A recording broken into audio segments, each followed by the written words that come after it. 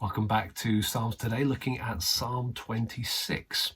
And Psalm 26 begins a bit like a lament. It sounds like David is in trouble and he's asking God for help, but very quickly it kind of shifts to feel a bit more like a wisdom psalm. Some of the language of this psalm reflects Psalm 1 and those first verses that may be more familiar probably than Psalm 26. At the very beginning of the psalm, and then again at the end, he talks about having walked in integrity and that he shall walk in his integrity. The integrity, or the innocence, if you like, of David is significant in this psalm. When we get to the center of the psalm, which really goes from verse 4 right the way down to verse 10, didn't fit on the screen, so I just dropped verse 4, forgive me. I just want you to notice how even a couple of repeated terms can reinforce what's going on in a psalm like this. Notice, for example, verse 5, he says, I hate, just cross out the heart there, I hate the assembly of evildoers. I will not sit with the wicked. Further down, verse 8, he says, I love the habitation of your house, the place where your glory dwells. And so you've got kind of similar terminology there. Then we've got just one more example here. My hands, I wash my hands in innocence, verse 6.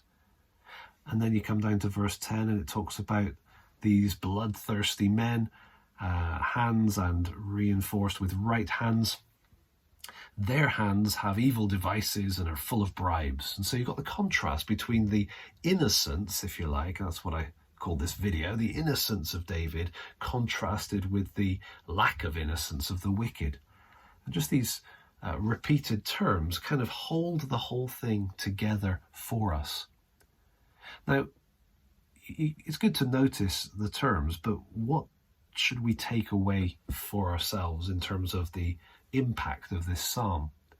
I think it's been mentioned before, last time, or Psalm 24, certainly, who may ascend the hill of the Lord? He who has clean hands and a pure heart.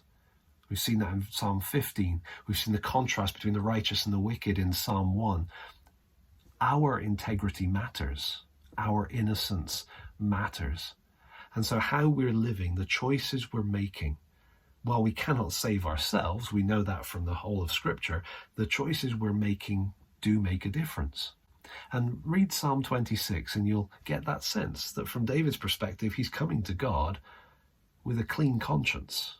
He's coming to God in a state of relative innocence. Of obviously nobody's perfect, but being able to come before God with a clean conscience is a powerful thing. And I think it's good for us to ponder that and to, if we haven't got that, get back to it.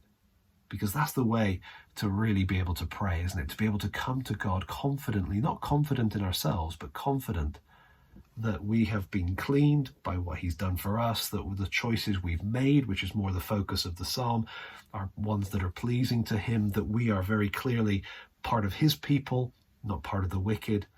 And so then we can come with confidence before a holy God. So read Psalm 26, see what you notice. There's going to be other terminology that is linking together all the way through the psalm, the integrity at the beginning and at the end. But enjoy it and then share with others what you find. And we'll see you next time for Psalm 27.